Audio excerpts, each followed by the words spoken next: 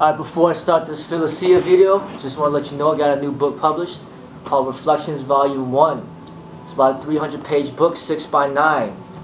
It's available on CreateSpace. Check it out. Click the link to the description section of this video.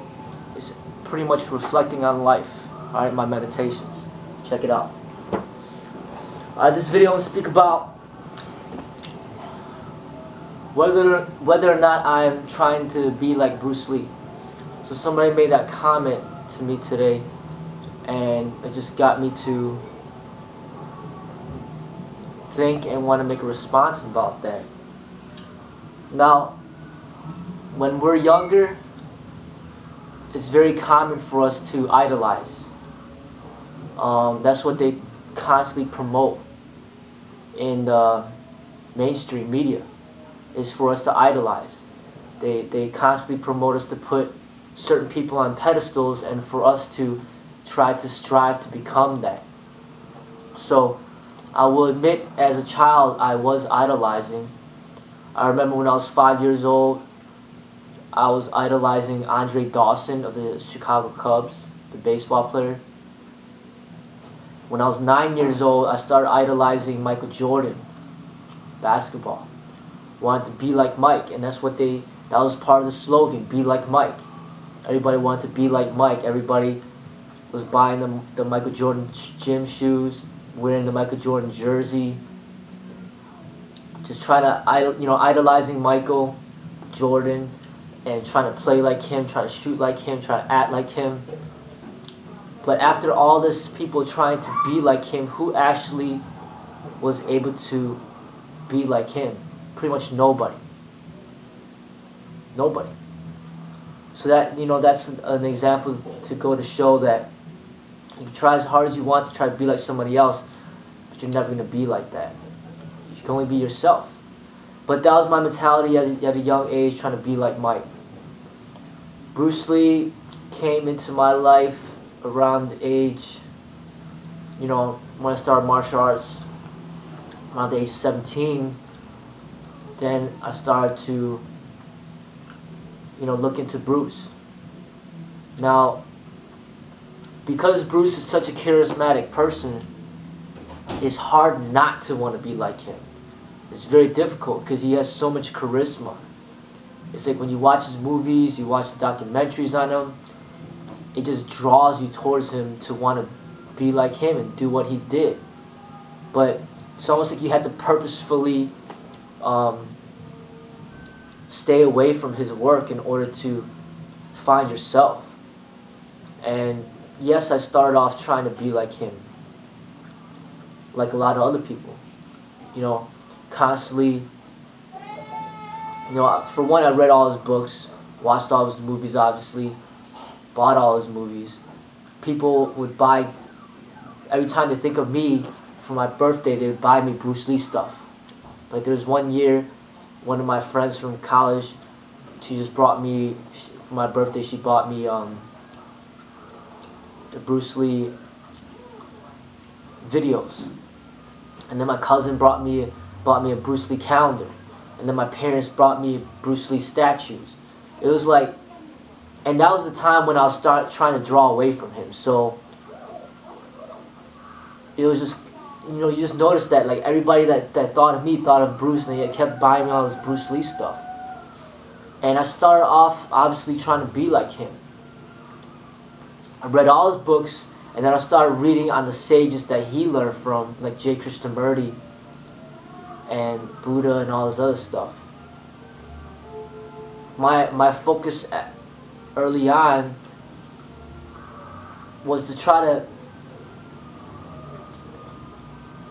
do what he did, try to get into the movies and the Hollywood and all that stuff.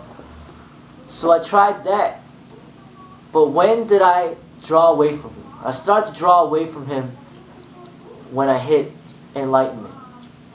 Hit enlightenment at the age of like 21.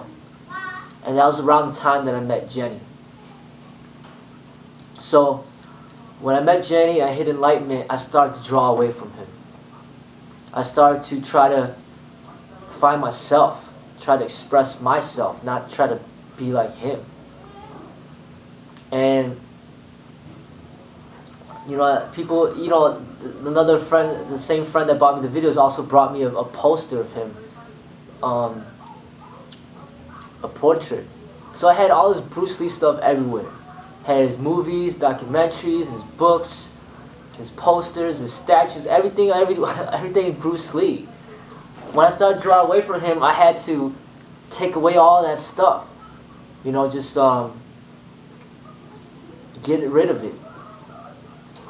I put down all the posters. I put them away. The books, I put it away. The movies, I put it away. I just didn't watch anything. Didn't expose myself. I just do my own thing. And just started to try to find my own, do my own path. You know, create my own path. So that's when me and Jane started to get serious. I started getting into like bodybuilding. I tried that out for about. I read Arnold Schwarzenegger's Encyclopedia of Bodybuilding. Started trying to do the bodybuilding thing for about maybe 9 months. I did a lot of running too. I started running a lot, like 2 hours every day. A lot of running, a lot of bodybuilding. Spending a lot of time with Jenny. And writing, reflecting, doing my thing. And then,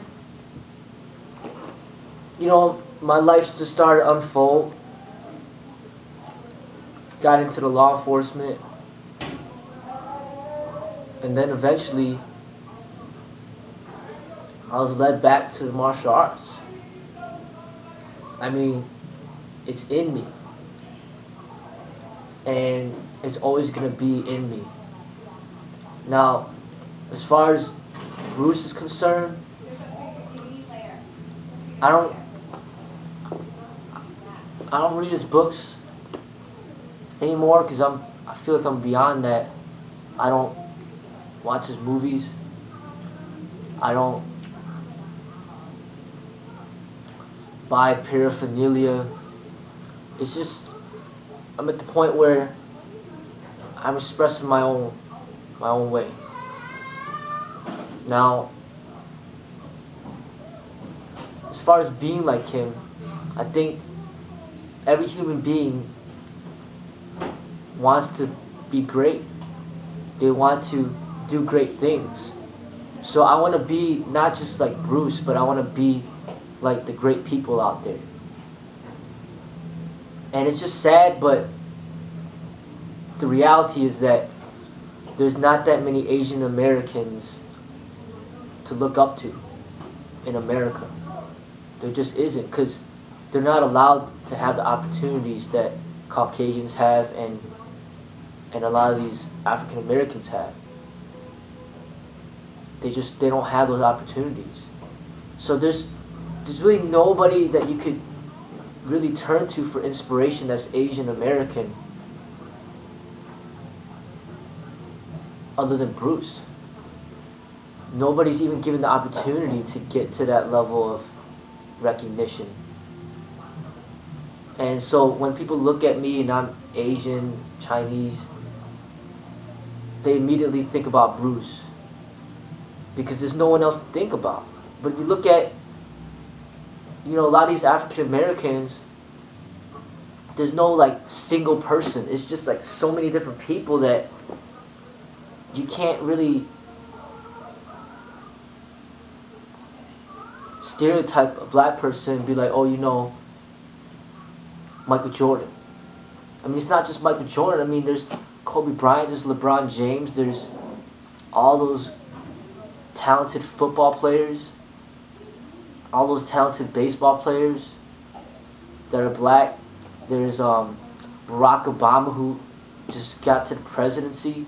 So I mean, you can't really like say, oh no, this person's trying to be like Michael Jordan, or this person's trying to be like Barack Obama. It's just so many people.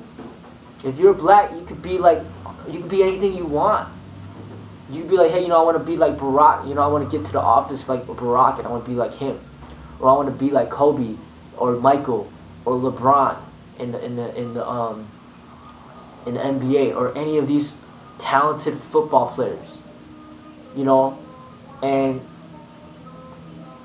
There's just so many people. You know, Will Smith, great actor, Denzel Washington. I mean, so many people that are black that have gotten to a high level of fame and achievement that you can't stereotype a black person and be like, oh, you know, you're trying to be like this person, that person. Or Martin Luther King, Malcolm X, black, well known. There's a birthday, you know, event after Martin Luther King Jr. There's a Malcolm X college. Now, what Asian American college is there? What Asian American national holiday is there? You know, the first black president, Barack Obama. When will you ever see a first Asian American? It's probably never going to happen. You know, I mean, what Asian Americans out there are even accomplished in mainstream?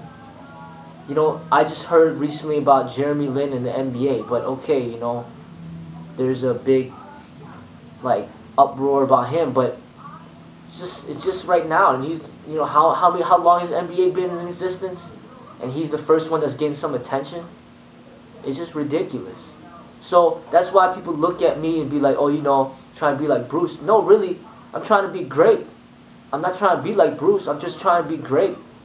But it's just sad to see that there's not that many Asian Americans in America that have ever even been given the opportunity to be well known for what they do. So I'm not trying to be like Bruce. I just want to be great at what I do. That's it. You know, and I've been inspired by a lot of people other than Bruce.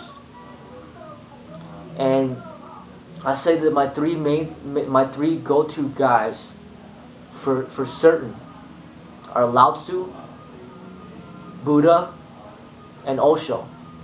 Those three. And those three have nothing to do with athleticism. They're just wise sages. They're mystics. And reading about their life, reading about the wisdom that they have to share, it amazes me. And I get drawn to them. And it's not about the physical. And those are the people that really inspire me. The mystics. And the mystics are responsible for all the great people like Bruce and Jet Li and Jackie Chan. They've all been pretty much inspired by Buddha. Osho's been inspired by Buddha. Everything pretty much leads back to Buddha. Buddha and Lao Tzu. Those are like the two main people. So all the Shaolin monks been inspired by Buddha. All those Shaolin monks, they're trying to be Buddha. Dalai Lama's trying to be Buddha. All the monks out there, all the people that practice Buddhism, they're trying to be like Buddha. And what did Buddha do? I just sit under a tree and meditate. But for me, that's too inactive for me. I like to be active. So instead of sitting under a tree, you see me doing a bunch of exercises. But I'm just a different expression of Buddha. I'm my own Buddha. I'm expressing my own enlightenment, my own awareness. And that's pretty much what Bruce did, and that's what I'm doing. But I'm not trying to be like Bruce. I'm just trying to be great. But the source pretty much is Buddha. Buddha, Lao Tzu. Even Osho, one of the greatest modern sages that I've ever come across. One of his biggest inspirations is Buddha.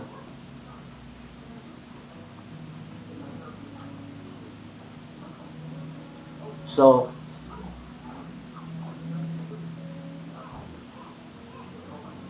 I just think it's a sad thing that the society is this way, that they don't really allow Asian Americans to become accomplished in mainstream, they're all hidden away and suppressed. And obviously the Caucasians are running the show, and the blacks fight hard to become a part of that show. But in the same token, you have a lot of accomplished black African Americans in the mainstream, but then you have most of the prison population filled up with blacks too. So they have the good and the bad. The Asians are just pretty much hidden away. If you look at the statistics, you'll see, last time I checked and last time I know, the Asians are the most wealthiest in America. You know, a lot of them are business owners, or they work in the lab, or they have these crazy degrees. They know how to save money, they know how to invest, and they may not be out there in the mainstream, but they end up becoming the richest in America. So, but they're just hidden. And for me, I just want to be great at what I do. My father, for example, to me is like the living Bruce Lee. You know, like the things he does with his body and the way he lives is amazing. You know, at that age, you know, he's 61, he's doing some amazing stuff physically. And I'm just still wondering how he does all that. You know, because he's double my age. So, really, he's like my living Bruce Lee. It's not, I don't need to idolize somebody that's dead. But I could see with my own eyes somebody that's close to me, that's my father, that's living a very amazing lifestyle, just doing his thing. And I don't idolize people, but I think we should draw inspirations from the people around us. That's what promotes us to be great and encourage us to be better than where we are now. You know, and as far as idolizing these athletes, I don't idolize any of them because there's so much fake out there that you don't even know it's real anymore. I just draw inspirations from myself and just use myself as a guide and be like, hey, you know, I know that I'm real. I know that what I'm doing is real. I'm not fake. And everything that I do, I know that potentially I could do better. So I inspire myself to better myself day after day. So I don't pay attention to any of these athletes out there. None of them. I don't watch any of these sports. I don't watch football. I don't watch basketball. I don't watch the Olympics. I don't watch any of this stuff. I just do my thing. Inspire myself. As far as knowledge is concerned, nobody impresses me about knowledge because knowledge is dead. Knowledge is just technology. Knowledge is just, everybody has knowledge. The internet is knowledge. Just go on the internet and just look up on somebody else's dead information, fixed information. We all have access to the internet for the most part. All of us have access to Google and Wikipedia. We all have access to dead knowledge. So people that have a lot of knowledge don't impress me because it's just all dead. As far as creativity, spirit, meditation is concerned, I told you my 3 top dogs: Lao Tzu, Buddha, and Osho. That's it. That's all I need. And pretty much it's just the Tao, Zen, meditation. It's ultimate. So I inspire myself to reach high levels of, of development, and I'm led by Tao, Zen, meditation, Buddha, Osho, Lao Tzu. Those are my top ones. And I'm just at the point where I create my own work and share it. So as far as that statement, am I trying to be like Bruce? No, I'm not trying to be like Bruce. I'm just trying to be great. like a lot of great people that have lived. It's not just Bruce, but it's just a lot of great people. And not just lived, but are living. People are still living that are doing great things. And that's what I'm inspired by. So we all want to be great.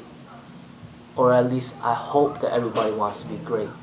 Because that's what makes us live better lives. If we don't have this drive to be great, then more times than not we may head the opposite direction, end up in jail, end up dead, end up just being vegetating, living a pointless existence. And that to me is not something that appeals to me. So there's no other option than to be great. So that's what I'm going to try to do. And that's it. Alright, so with that being said, check out my new book, Reflections Volume 1. It's on CreateSpace, 300-page book. Very nice book for you to check out. If you want to support FMK, get your copy today. Thank you.